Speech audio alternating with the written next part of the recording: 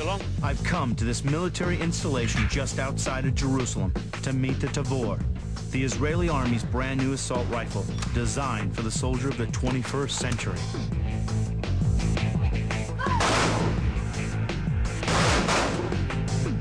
These young cadets are amongst the very first to train with this weapon, and supervising them is Lieutenant Colonel Mikey Hartman, one of the chief advisors on the Tavor's development. He's also a man who talks as fast as he shoots. Now, the older guys, they're going to be with the M4, the old weapon, and the young guys, they're going to be with the Tavor. That's a problem, because if you're an old guy in the Israeli Army, you get all the good stuff. You want the new toy. Yeah, you definitely want the new toy. So they're going to have to deal with that, and we're going to try to make sure they don't steal it from the young guys. The Israelis began developing a smaller weapon that's easier to handle for urban combat, yet would still match the firepower of the M16 machine gun.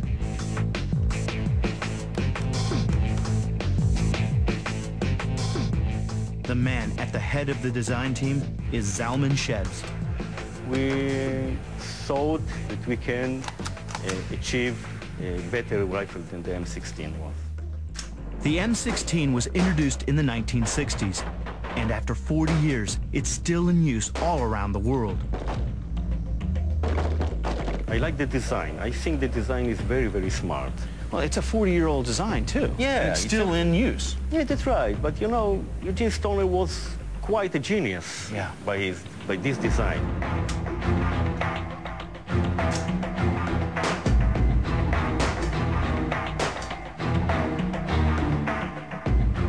When we were inside of sand, when we were in water, when we were in mud situations, we had a problem with stoppages. The weapon wasn't working. Right. So we had a problem that soldiers would go to battle, and they were not sure that their one weapon would work. That was a problem, a very serious problem.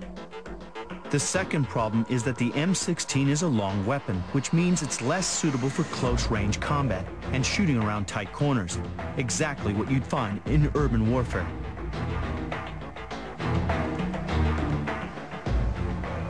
The Tavor was designed to solve those two problems. It's a smaller automatic rifle that matches the firepower of the M16, but it's as accurate as a sniper rifle.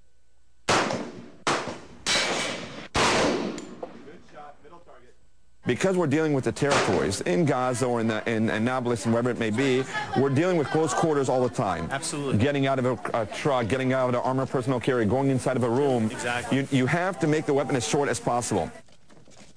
When you shorten the weapon, it makes things a lot easier. Your whole body, your whole silhouette is a lot smaller. Right. Okay? The enemy sees less of you because your weapon is shorter. Good shot. Now I'm going to say right or left, and you hit the one I'm talking about. Left. Right. Well done. You took out the target. It is very balanced. Your hands are a little tighter right here, but it's really light. Back here, the weight is actually put on your shoulders. And because the weight is on your shoulders, you don't have to move around as much. You don't have to, the longer the barrel, the more the tendency is for your sight picture to kind of just float around a little bit.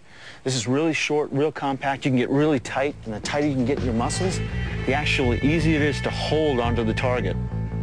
The reason the weight is at the back is because that's where all the mechanics lie. This means the long barrel can be fitted further back into the weapon so that it doesn't increase its overall length. The weapon's a lot shorter, but I don't hurt the accuracy. The Tavor sprays the target with incredible firepower. The rate of fire is very similar to the M16. Very fast, at around 15 rounds per second. This rate of fire is essential for urban warfare, where only the quickest survive. You want to teach the soldiers to shoot quicker. Shoot as fast as you can, as long as you hit. Unlike the M16, the Tavor has a built-in laser and Mars red dot sight so loved by hundreds of Hollywood action directors. By building the sight into the weapon, the soldier can fire it immediately without having to waste valuable time to line it up. Firstly, when I open up the safety, it turns on. So I have control over my sight. I don't have to, in the middle of a battle, turn on the sight. I can just turn on the safety. That's a great feature. Yeah, that's great. And also saves batteries, by the way. Exactly. You don't forget it on by accident. Secondly, it stays zeroed all the time, meaning because it's part of the barrel, as a soldier, he cannot take it off. As a former sniper myself, I want to see how accurate the Tavor can be. So try to aim at the head.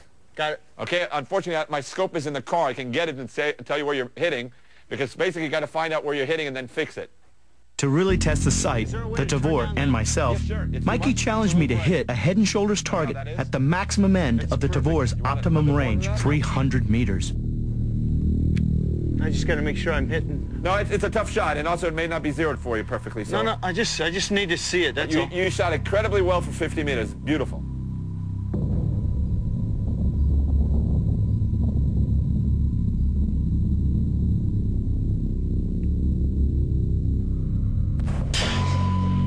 Good shot. I wouldn't shoot again either. What? What's that? Stop now. Well done. Well done. Well done. That was good. 300 meters standing up shot. That's beautiful. Now, short weapon, 300 meters standing up. You can't ask for more than that. Good shot. What was good is we thought Americans couldn't shoot. Now you brought that down to us. Well, you know, every once in a while we get lucky. I just kind of rolled the dice on that one. I say it's my weapon because it's my weapon. It's your weapon, exactly. I just love the way this weapon handles. Since 2000 until now, we have been testing the Tavor and building it and making it better and fixing it and fixing it and making it better.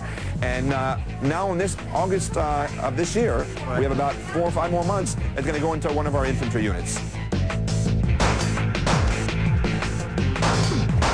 You know, I say to myself, I can sleep quietly now, knowing that this is coming.